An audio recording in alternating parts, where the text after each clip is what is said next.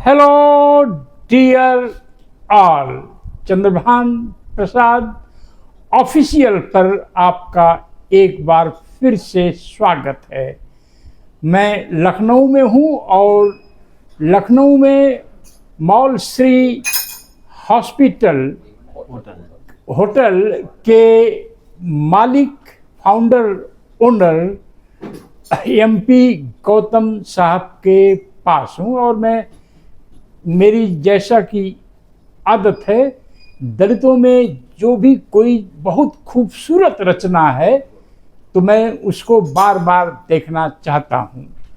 तो लखनऊ में आने पर होटल मौलश्री आना एक सौभाग्य की बात है, जिसका नाम मैंने दलितों का ताजमहल रखा है और गौतम साहब इसके फाउंडर हैं।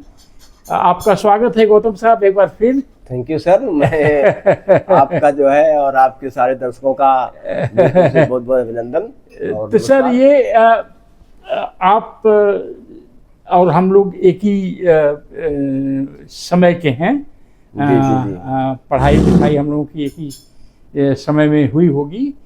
ये सर आप रिटायरमेंट के बाद बिजनेस की बात सोच सकते हैं, तो दलित समाज में बिजनेस का मुद्दा अपील क्यों नहीं करता है? पहले ज़माने में तो मान लीजिए कुछ नहीं है, नौकरी चपरासी की भी मिल गई तो बहुत बड़ी बात थी। जी जी। पर आज की जनरेशन, आप रिटायर होकर बिजनेस सोच सकते हैं, तो आज की जनरेशन बिजनेस को पहला ऑप्शन क्यों नहीं सोचती है? नहीं, ऐसा नहीं है। ये जो इस टाइप की जो विचारधारा थी वो पहले थी और अब लोगों में क्रेज आ रहा है। अच्छा, शुरुआत हो रही है। अब मैं आपको बता दूं, अभी एक हमारे और अधिकारी हैं, मित्र है मेरे, जो है क्लास में रिटायर हुए जो है, उनका एक बहुत बढ़िया होटल खुल रहा जो है आसियाना में। 18 कमरे का होटल उनका जो है। और बल्कि वो हमारे बेटा जो, मेरा बेटा जो एडवोकेट नवीन निश्चल गौतम है, जिन्होंने इसको मतलब पूरा न्यूज लेकर के अब तक का पूरा ढांचा इन्होंने खड़ा किया जो है, और उनकी मेहनत से ही ये इतना अच्छा सुंदर बन के आया है जो है। अच्छा, और अब भी वही देख रहे हैं। रिटायरमेंट के बाद बना रहे हैं? नहीं, वो जो है रिटायरमेंट के बाद भी वो बना रहे हैं और बेटे समय राय लेते रहते हैं। वो जनरली यहाँ आते रहते हैं। अच्छा, और नाम उनका मैं नहीं लूंगा अभी फिलहाल। नहीं, ठीक है। तो वो वहाँ बना रहे हैं बढ़िया होटल जो है। और कहीं आपसे प्रेरणा तो नहीं मिली उनको? नहीं, वो पहले शुरू किए थे, लेकिन बस जानकारी के लिए संपर्क कर लिया हम लोगों से। अच्छा, यहाँ से आते रहते हैं और यहाँ से पूरी सूचनाएं लेते रहते हैं, कैसे हमारा फायर का कैसे करें जो है, या जो है अपना पाइपलाइन कैसे डालें जो है, फॉल सीलिंग कैसे करें, ये सब पूरा हमारे बेटे से राय लेकर के जो है वो करते रहते हैं। तो बहुत अच्छा होटल बन रहा है। उसके बाद अभी एक हमारे रिटायर्ड जज साहब हैं, उनका बेटा भी आज तारीख में जज है, ये डीजे है जो है, तो उनका भी बन रहा है। तो वो हमको हमारे पास आए थे, हमको ले गए। उनका करीब 20 कमरे का होटल बन रहा है। तो हमको ले गए, काफी अच्छी प्रॉपर्टी है, बिजनौर के आसपास बना रहे हैं जो है वो। तो उनके साथ ही उनको देखने गया मैं जो है। तो मुझे लग रहा है कि लोगों में क्रेज है, आ गया है। और पहले की जो बातें थी, मैं ये था जो है कि मैं होटल खोल लूंगा तो इस कास्ट से हूँ, पता नहीं हमारे लोग खाने आएंगे नहीं, खाना खाने आएंगे जो है, तो बड़ी समस्या सोचने में लगा। होता भी था ऐसा जो है। अब थोड़ा सा लोगों में जो बाहरी दिखावा है छुआछूत का, वो नहीं रह गया है और हर लोग हर जगह खा रहे हैं जो है, इंटरनल चाहे जो। तो आपने 2 उदाहरण दिए हैं, ये दोनों रिटायर्ड लोग हैं। दोनों रिटायर्ड लोग हैं। मैं ये कह रहा हूँ कि अपने यूथ जो 20 साल का, जो ग्रेजुएशन किया है या पीजी किया है, वह बिजनेस को पहला ऑप्शन क्यों नहीं बना रहा है? अभी आपको हम मिलवाएंगे, एक देवबड़ी सरोज जी है। हाँ, जो डिक्की में जो है काफी सक्रिय है, वो जो है वो उनमें काम कर रहे हैं वो। वो मोटिवेट कर रहे हैं लोगों को बहुत ज्यादा, पूरे उत्तर प्रदेश घूम घूम करके कि लोग बिजनेस की ओर आए। तो उनसे मैं आपको मिलवा दूंगा आगे चल के भी। और लोग आ रहे हैं, मेन बात पूंजी की होती है। यंग लड़का कोई आ गया जो है, अब उसके फादर के पास पूंजी है तो सोच सकता है, किसी के पास पूंजी है तो सोच नहीं रहा है, किसी के पास पूंजी नहीं है और सोच रहा है। ये कंट्रोवर्सी थोड़ा हो रही है, इसलिए जो है नए लोग कम आ पा रहे हैं जो है हमारी समझ से। पर हम दिल्ली में रहते हैं और वहाँ पर दिल्ली यूनिवर्सिटी जाते रहते हैं। दिल्ली यूनिवर्सिटी में 35 साल 37 साल की उम्र तक दलित बच्चे बच्चियां जो है तैयारी कर रहे हैं। तो तो अगर आप 2000 मतलब 10 साल तैयारी में लगा रहे हैं, तो 10 साल में जो एक खर्च हो रहा है, दिल्ली में है तो 10,000 15,000 का कमरा मिलेगा किराए पर, 10,000 खाने वाने के लिए में 25-30 हज़ार रुपये महीने का खर्च है। तो वो जीवन के 10 साल और IAS हो जाएंगे, इसी कोई गारंटी नहीं। तो ऐसे लोगों को क्या कहना चाहेंगे आप? दरअसल यह है जो है कि इसमें इनसिक्योरिटी फीलिंग की बात है। जो हमारे लोग हैं अभी इस बिजनेस में नहीं रहे हैं, तो इनसिक्योरिटी फीलिंग होती है जो है, तो इसलिए डरते हैं कि पता नहीं इसमें जाए न जाए। और जॉब में यह है कि उनको लगता है कि जॉब एक सिक्योर चीज है, गवर्नमेंट जॉब को मिल जाता है तो मैं काफी उसमें सफल रहूंगा करूंगा, यह है इसमें, इसलिए जो ज्यादा जाते हैं हमें लगता है। पर देखिए जो बड़ौदा के संजीव कुमार साहब हैं, हाँ, जिनके पास BMW है, मर्सिडीज है, तमाम लोग काम करने वाले 4,500 या 3,500 लोगों को एम्प्लॉयमेंट दे रखा उन्होंने। तो इस तरह के मॉडल जो है आप जैसे बता रहे हैं लोग कर रहे हैं, शुरू कर दिया है जी। लेकिन इनके यहाँ शादी वगैरह में ये लोग प्रेफरेंस नंबर 1 प्रेफरेंस के नहीं होते हैं। तो ये क्या मामला है? नहीं शादी क्या, मैं नहीं, मतलब इनके बच्चों की शादियों में इनके बच्चे जो इनहेरिट कर रहे हैं, जैसे आपका बेटे इनहेरिट करेंगे आपके इस बिजनेस को। यस। तो उसी तरह से जो बड़े दलित समाज में बिजनेस में हैं, उनके बच्चों को शादी में वो वैल्यू नहीं है जो एक TTE या दरोगा या बाबू या इंस्पेक्टर का है। बस माइंड सेट, मेरा मानना है माइंड सेट अभी जो है लोगों का इस टाइप नहीं बन पाया जो है। उनको लगता है कि बिजनेस में सफल है कि नहीं सफल है, सक्सेसफुल रहेगा नहीं रहेगा, पता नहीं क्या होगा आगे जो है। वहाँ वो लगता है कि उनको फिक्स इतना मिल रहा है, वहाँ कुछ मिल रहा है, यहाँ पता नहीं घाटे में जाएंगे फायदे रहेंगे, ये सब कोई इसकी गारंटी अभी लोगों के पास नहीं है जो, इसलिए नहीं जाते। सर 1919 जनवरी में बाबा साहब का जो पहला किसी ब्रिटिश अथॉरिटी के साथ इनकाउंटर था, तो वो जो है बॉम्बे में हुआ। मैं नाम भूल रहा हूँ अभी, साउथ बारो कमेटी के साथ, उसमें वो धन दौलत की बात कर रहे हैं। 1942 में जो उन्होंने सेक्रेट एक मेमोरेंडम दिया था गवर्नर जनरल को लिथगो, उसमें वो बोल रहे हैं कि जहाँ तक मेरी जानकारी है CPWD में इतने 100 कंट्रैक्टर हैं, उसमें एक भी शेड्यूल कास्ट का नहीं है, सिर्फ शेड्यूल कास्ट का सिर्फ एक है। और क्यों नहीं हो सकते? क्योंकि कंट्रैक्टर का ये ऐसा धंधा है कि इसमें बहुत सारा पैसा इन्वॉल्व है। तो अगर बाबा साहब 100 साल पहले धन दौलत की बात कर रहे थे, तो उनके फॉलोअर्स अब क्यों नहीं कर रहे हैं? सर बाबा साहब का विजन तो बहुत बड़ा है, आप भी जानते हैं, हम भी जानते हैं जो है। और उनको फॉरेन जाने का मौका मिला विदेश में जो है, और उन्होंने नई नई चीजें वहाँ सीखी जो है, नई जानकारियाँ मिली, कॉन्फिडेंस लेवल उनका बढ़ गया जो है। तो जब आदमी का एक्सपोजर होता है तो कॉन्फिडेंस लेवल बढ़ता है। तो बाबा साहब ने जो व्यवस्थाएं की 1950 के पहले तो हम लोग सभी लोग एक जैसे थे। 1950 के बाद थोड़ा सुधार हुआ जो है, तो पहली पीढ़ी जो है 25 साल के बाद निकली। आप 75 85 मान सकते हैं कि उनके बच्चे मतलब एक ऑफिसर के या किसी कर्मचारी के बच्चे हुए जो है। अब 75 वाला बच्चा जो है जब 2000 में आएगा तब उसकी सोच डेवलप होगी जो है कि हमको बिजनेस करना चाहिए या सर्विस करना चाहिए। तो यहाँ से आप उस समय मतलब 2000 से सोचिए कि सन 2000 में कौन आदमी योग्य था और नहीं किया जो है बिजनेस जो है, उसके बारे में तो आप सोच सकते हैं। लेकिन अभी जो बहुत पहले से आपकी 100 साल पहले 75 साल पहले बात करेंगे, उनकी सोच, भाई वो इकोनॉमिक्स के विद्वान थे जो है, वो पॉलिटिकल साइंस के विद्वान थे, उनकी सोच अलग थी जो है, और उन्होंने उसको कहा। लेकिन उनके लोग कहाँ तैयार थे? समाज में इतनी कुरीतियाँ हैं, आज भी लोग कोई घोड़ी चढ़ता है शादी ब्याह में तो उसको गिरा दिया जाता है जो है, या लड़ाई हो जाती है, या कोई मूछ रख ली तो उसको घाड़ा छू लिया जो है। इस जमाने में पोजीशन चल रही है, आप देख रहे हैं जो है। तो कैसे आदमी सोच सकता है कि मैं बिजनेस करूंगा, हमारे यहाँ सब लोग आएंगे और ले जाएंगे जो है। बिजनेस किसी खास वर्ग के लिए बना हुआ था। सर अंग्रेजों के समय जितने भारतीय लीडर्स थे उसमें बाबा साहब डॉक्टर अम्बेडकर अकेले ऐसे लीडर थे जो बिजनेस की बात कर रहे थे अपने लोगों के लिए। तो हमारे यहाँ जिधर भी जाइए चारों तरफ अम्बेडकरवादी मिलते हैं, पर उसमें कोई अम्बेडकरवादी अम्बेडकर का बिजनेस का सिद्धांत लेकर क्यों नहीं चलता है? बिल्कुल सही कर नहीं चल रहा है। अब लोग आ रहे हैं, समाज में धीरे धीरे जागरूकता फैल रही है और आएंगे। और कि हमारा जो उत्तर प्रदेश संस्था है वो भी कोशिश कर रहा है जो है इस मामले में जो है। और मनीष वर्मा जी एक हैं जो है, उसके जो है वो अध्यक्ष हैं जो है, फाउंडर मेंबर हैं उसके, और वो भी बहुत प्रयास कर रहे हैं। आप बतला रहे थे कि मेरी उनसे मुलाकात हुई थी मनीष वर्मा जी किसी के पास लखनऊ में किसी यस दलित के पास 300 कमरों का होटल 300 कमरों का होटल है। ये तो बहुत ही आश्चर्य की बात है। सेलेस्टियल मोनार, हाँ, सेलेस्टियल मोनार नाम है उसका। नहीं आश्चर्य की बात नहीं है, ये जमीन पर है।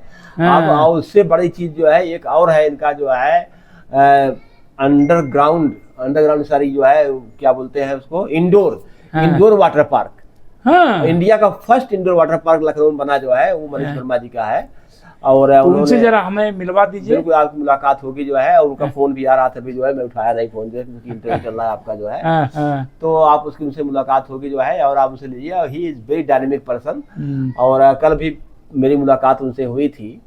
तो यही बात बता रहे थे कि हमारे लोग जो है पता नहीं क्यों मतलब हीन भावना में नहीं बल्कि मरे हुए लगते हैं। मतलब वो आगे सोचते ही नहीं जो है कि हम डेवलप करें इस मामले में जो है, और क्यों नौकरी या जो है ऐसा काम करना चाहते हैं जो है वो। तो लेकिन अब लोगों में जागरूकता आ रही है और लोग इस दिशा में आगे बढ़ रहे हैं। देखिए, आप क्लास 2 ऑफिसर के रूप में ज्वाइन किए होंगे, क्लास 1 होकर रिटायर हुए होंगे। आज ये क्लास 1 ऑफिसर जो 30-35 साल सरकार में नौकरी किया है, तो रिटायरमेंट पर कितना उनको पीएफ सब कुछ मिला है? कितना मिलता होगा? 1 करोड़ तो मिल ही जाता है। 1 करोड़ मिनिमम, 1 करोड़ 2 करोड़। तो जो आप रिटायर हुए तो अपने पैसे से होटल खोल लिया आपने, 2 और आपके दोस्त हैं रिटायरमेंट के बाद खोल रहे हैं। तो कोई 1, 2, 3 ही तो नहीं रिटायर हो रहे ना, सैकड़ों लोग रिटायर हो रहे हैं हर महीने। तो जो बाकी लोग रिटायर हो रहे हैं और 1 करोड़ रुपए लेके कुछ दिन में मर जाएंगे। अक्सर लोग मर जाते हैं उम्र आने पर। मरना है तो वही तो उस पैसे से क्यों नहीं वो भी मॉलसरी टाइप का होटल या हॉस्पिटल या कोई भी चीज खोलें?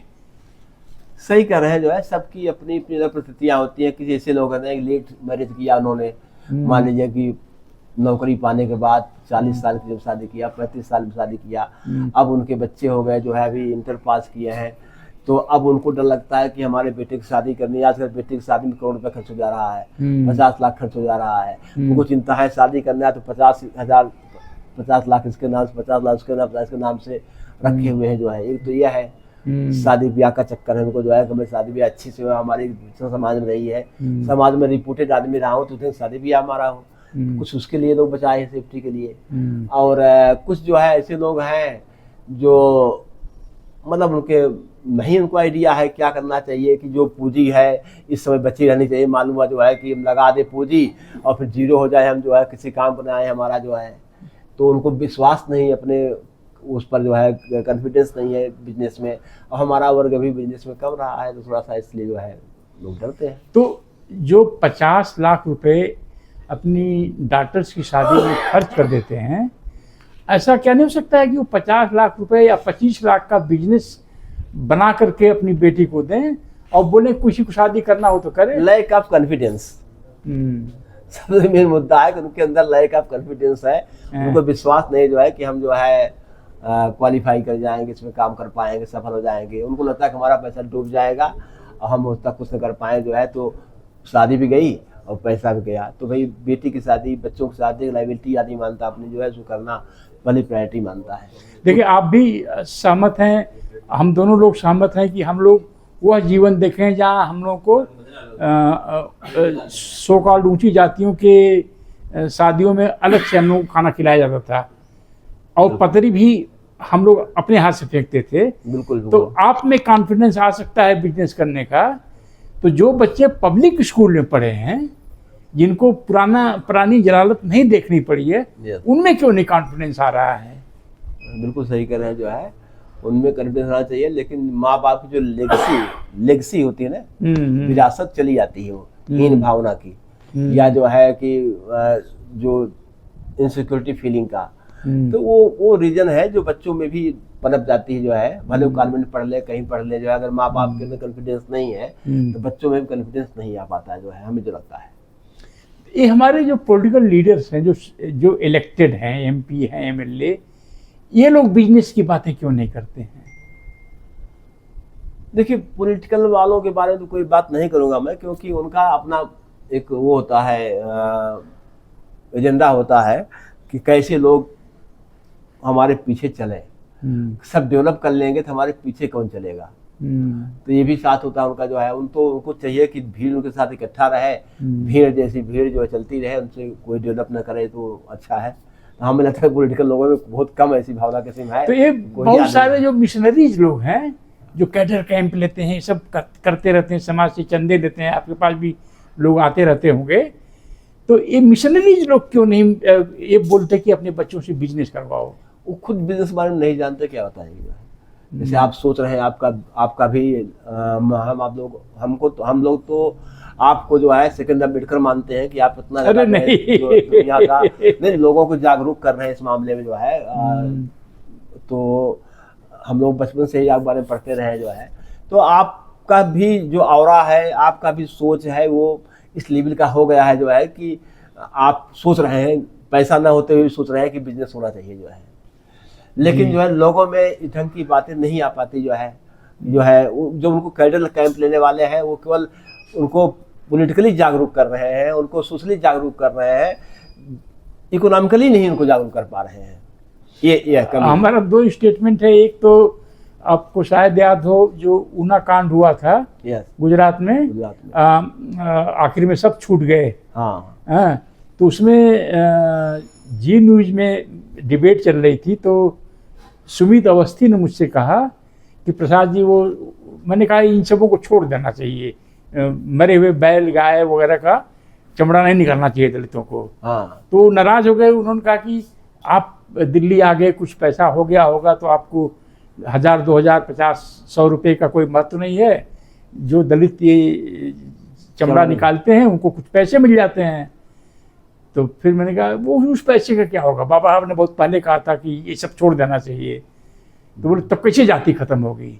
तो मैंने कहा जिस दिन ब्राह्मण लोग अपनी मरी हुई गाय को अपने कंधों पर उठाकर ले जाकर दफनाएंगे तो उसी दिन जाति खत्म होगी।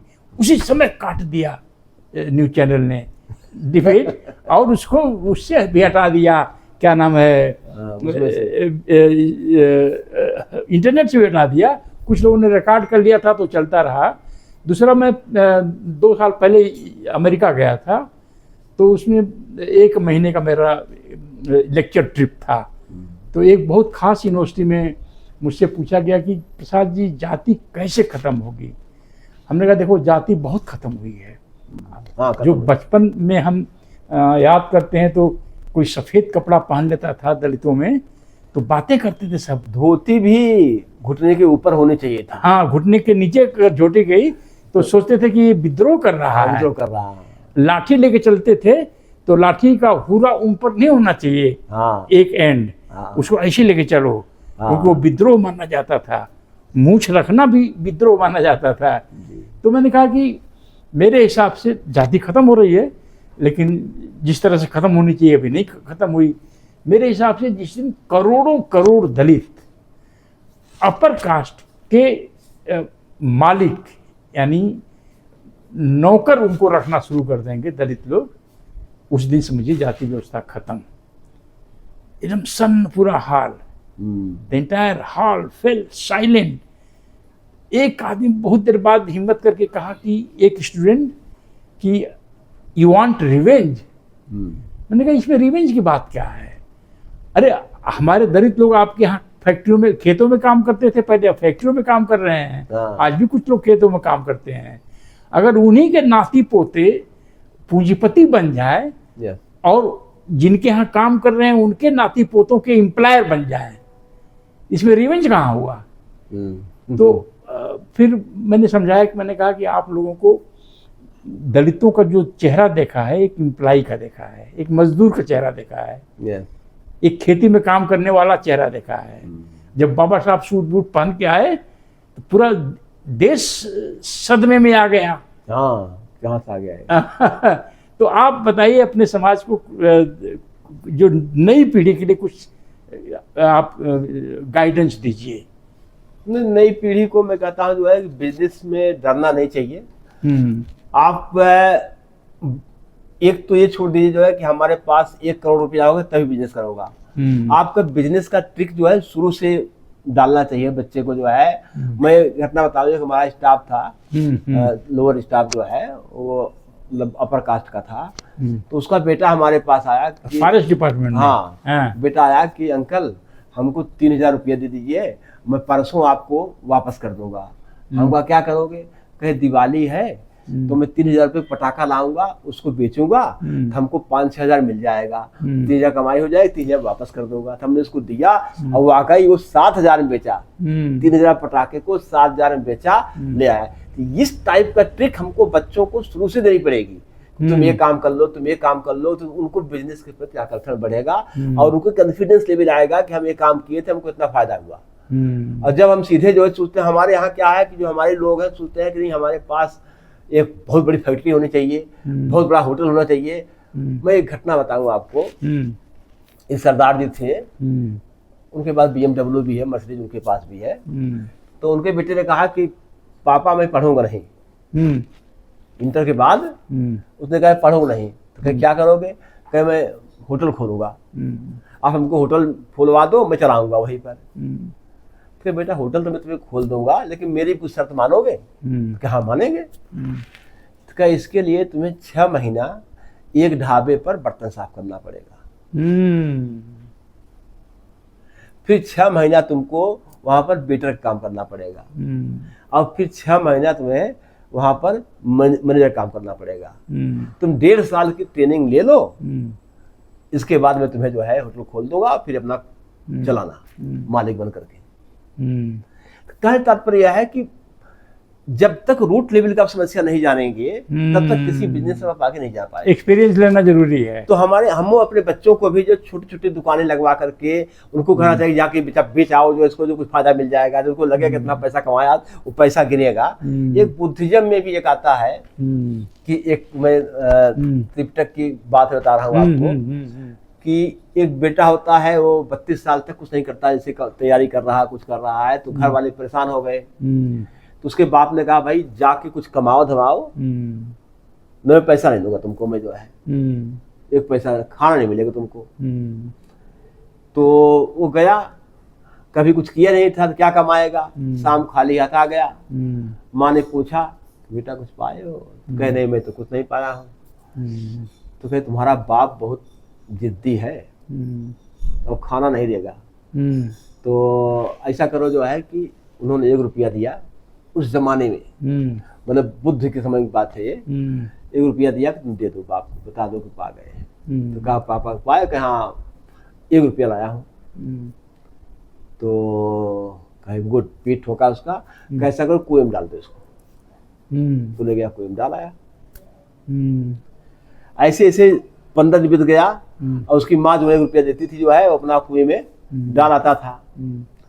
अब जब अंतिम दिन माँ ने कहा कि हाथ जोड़ के बेटे से कहा कि मेरी पूंजी समाप्त हो गई, आंखों में आंसू भर रोई माँ ने और कहा कि हमारे पास अब कुछ नहीं है और मैं तुम्हें कुछ नहीं दे पाऊँ शाम को, और शाम को अगर तुम कुछ नहीं ले आए तो शायद होता तुम्हें खाना न मिले, तो कुछ जरूर कर लेना आज। तो माँ के आंसू में बड़ा दम होता है। तो बेटा गया जो है वो 25 पैसे का आसपास कमा के लाया शाम को। बाप ने पूछा लाए कुछ? कहा हाँ बेटा, जो कहे पापा 25 पैसा लाए हैं। कह दिखाओ, दिखाया। कह जा कुएं में डाल दो। वो उल्टा खड़ा हो गया, दिमाग खराब है आपका कि कितनी मेहनत से पैसा लाया हूं मैं जो है, अब आप कह कुएं में फेंक दो इसको जो है। तो 1 रुपया फेंकता रहा 15 दिन तक, उसको समझ नहीं पड़ा, लेकिन उस 25 पैसे का कितना उसको महत्व महसूस हुआ आया उसे। हाँ कि मैं नहीं तात्पर्य यह है कि ये ट्रिक जो है जब बच्चों में आएगी जो है, जब खुद करेंगे तभी इनको पता लगेगा कैसे करना चाहिए। और बिजनेस का हमें अपने समाज के लोगों को, बच्चों को शुरू से कुछ धंधा पानी करवाना चाहिए। आप पढ़ाई करते रहिए, कुछ मेला लगता है उसमें लगा दिया, जाओ कराओ बेटा बेचाओ, कुछ जो शर्माना नहीं चाहिए उसमें जो है, तो डेवलपमेंट आएगा। बस मेरा सुझाव ये है।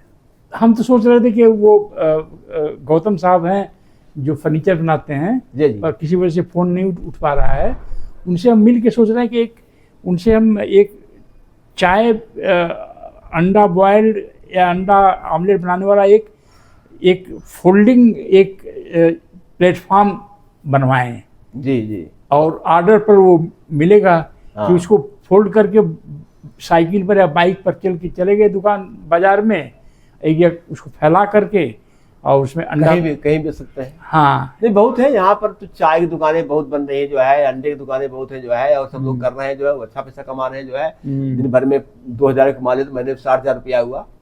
अरे कहा कि आप आजकल तो यूट्यूब पर भी छुट्टे जाते हैं कि लड़की आती है जो है वो तो बैठी है उसमें गाड़ी में जो है, वो कहता है कितना कमाते हो, डांटती है उसको जो है कितना कमा लेते हो, तो कहे जो है कि आप कितना कहते कि मैं 60,000 पाती हूँ, तो कहे मैं 3 लाख कमाता हूँ महीने में। तो वो बिजनेस वाला परेशान जाती है। कहने तात्पर्य जो है कि बिजनेस है जो है, और बधी हुई रकम अलग चीज है, एक फिक्स अमाउंट जो मिलता है वेतन जो है वो अलग चीज है जो है।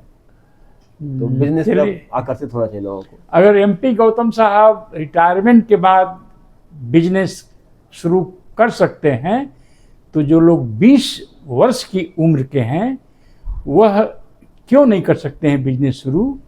और हम सभी लोग ये कहते हैं कि हमें कास्ट ख़त्म करनी है, तो कास्ट ख़त्म करनी है तो कास्ट तभी ख़त्म होगी जब करोड़ों दलित, करोड़ों अपर कास्ट के एम्प्लॉयर बने। बिल्कुल। जय भीम, जय भारत। बहुत अच्छा लग रहा है आपके होटल में। जय mall Shri hotel, Gomti Nagar extension, Lucknow. Thank you sir, thank you sir, thank you.